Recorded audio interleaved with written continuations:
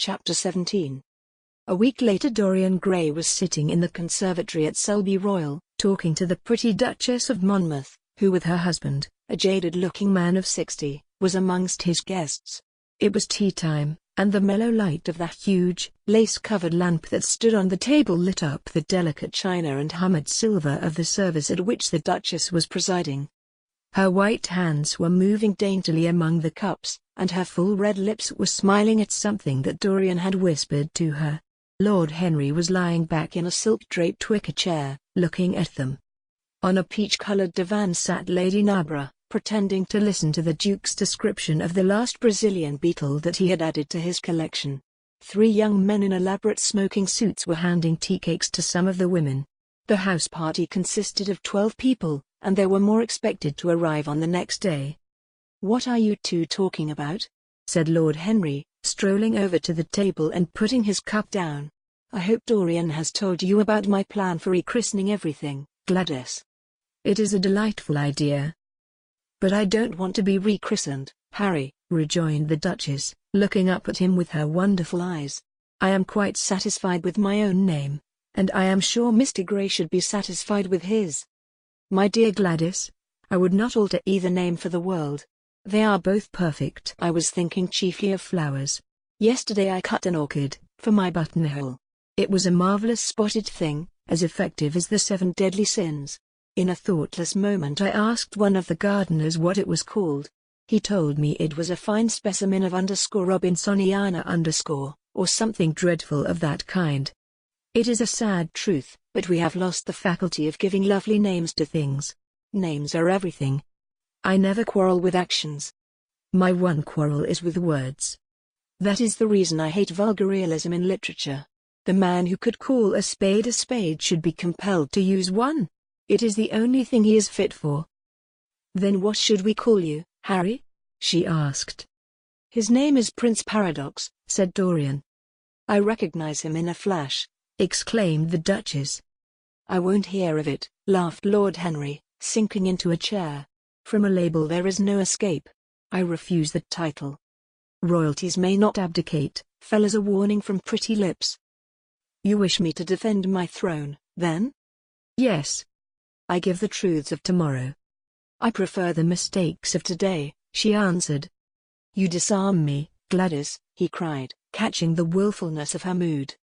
"Of your shield, Harry, not of your spear."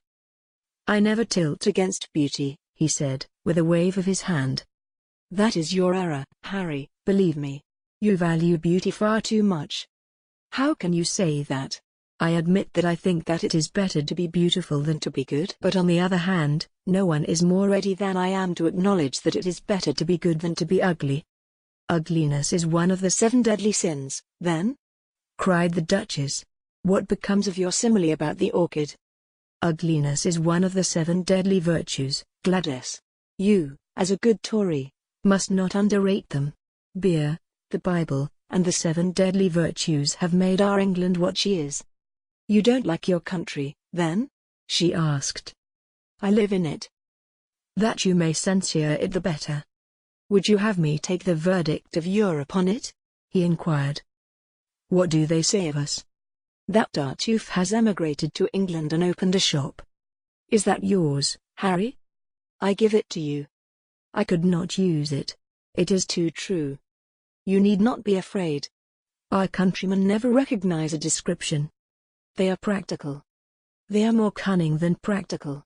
When they make up their ledger, they balance stupidity by wealth, and vice by hypocrisy. Still, we have done great things. Great things have been thrust on us, Gladys. We have carried their burden. Only as far as the stock exchange." She shook her head. "I believe in a race," she cried. "It represents the survival of the pushing. It has development. Decay fascinates me more." "What of art?" she asked. "It is a malady." "Love?" "An illusion." "Religion?" "The fashionable substitute for belief." "You are a skeptic." "Never. Skepticism is the beginning of faith." "What are you? To define is to limit. Give me a clue." "Threads snap. You would lose your way in the labyrinth." "You bewilder me. Let us talk of someone else." Our host is a delightful topic. Years ago he was christened Prince Charming. Ah, don't remind me of that, cried Dorian Gray. Our host is rather horrid this evening, answered the Duchess, colouring. I believe he thinks that Monmouth married me on purely scientific principles as the best specimen he could find of a modern butterfly. Well, I hope he won't stick pins into you, Duchess, laughed Dorian. Oh, my maid does that already, Mr. Gray, when she is annoyed with me. And what does she get annoyed with you about, Duchess? For the most trivial things, Mr. Gray, I assure you. Usually because I come in at 10 minutes to 9 and tell her that I must be dressed by 8:30. How unreasonable of her. You should give her warning. I daren't, Mr. Gray. Why, she invents hats for me. You remember the one I wore at Lady Hillstone's garden party? You don't, but it is nice of you to pretend that you do. Well, she made it out of nothing. All good hats are made out of nothing. Like all good reputations, Gladys, interrupted Lord Henry. Every effect that one produces gives one an enemy. To be popular one must be a mediocrity. Not with women, said the Duchess, shaking her head. And women rule the world. I assure you we can't bear mediocrities. We women, as someone says, love with our ears, just as you men love with your eyes, if you ever love at all. It seems to me that we never do anything else, murmured Dorian. Ah. Then, you never really love, Mr. Gray, answered the Duchess with mock sadness. My dear Gladys, cried Lord Henry. How can you say that? Romance lives by repetition, and repetition converts an appetite into an art. Besides, each time that one loves is the only time one has ever loved.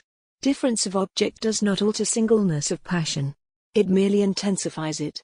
We can have in life but one great experience at best, and the secret of life is to reproduce that experience as often as possible. Even when one has been wounded by it, Harry? Asked the Duchess after a pause. Especially when one has been wounded by it, answered Lord Henry. The Duchess turned and looked at Dorian Gray with a curious expression in her eyes. What do you say to that, Mr. Gray? She inquired. Dorian hesitated for a moment. Then he threw his head back and laughed. I always agree with Harry, Duchess. Even when he is wrong? Harry is never wrong, Duchess. And does his philosophy make you happy? I have never searched for happiness. Who wants happiness? I have searched for pleasure. And found it, Mr. Gray? Often. Too often.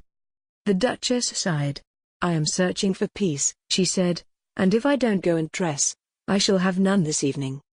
Let me get you some orchids, Duchess, cried Dorian, starting to his feet and walking down the conservatory. You are flirting disgracefully with him, said Lord Henry to his cousin. You had better take care. He is very fascinating. If he were not, there would be no battle. Greek meets Greek, then? I am on the side of the Trojans. They fought for a woman. They were defeated. There are worse things than capture, she answered. You gallop with a loose rein. Pace gives life, was the underscore a post underscore. I shall write it in my diary tonight. What? That a burnt child loves the fire. I am not even singed. My wings are untouched. You use them for everything, except flight. Courage has passed from men to women. It is a new experience for us. You have a rival. Who? He laughed. Lady Narborough, he whispered. She perfectly adores him. You fill me with apprehension. The appeal to antiquity is fatal to us who are romanticists. Romanticists. You have all the methods of science. Men have educated us, but not explained you. Describe us as a sex, was her challenge. Sphinxes without secrets. She looked at him, smiling. How long Mr. Gray is, she said. Let us go and help him. I have not yet told him the color of my frock. Ah. You must suit your frock to his flowers, Gladys. That would be a premature surrender. Romantic art begins with its climax. I must keep an opportunity for retreat. In the Parthian manner? They found safety in the desert. I could not do that. Women are not always allowed a choice, he answered, But hardly had he finished the sentence before from the far end of the conservatory came a stifled groan, followed by the dull sound of a heavy fall. Everybody started up. The Duchess stood motionless in horror. And with fear in his eyes, Lord Henry rushed through the flapping palms to find Dorian Gray lying face downwards on the tiled floor in a death-like swoon.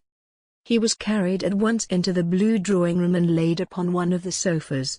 After a short time, he came to himself and looked round with a dazed expression. "What has happened?" he asked. "Oh, I remember. Am I safe here, Harry?" He began to tremble. "My dear Dorian," answered Lord Henry, "you merely fainted. That was all. You must have overtired yourself. You had better not come down to dinner. I will take your place." "No, I will come down," he said, struggling to his feet. "I would rather come down. I must not be alone."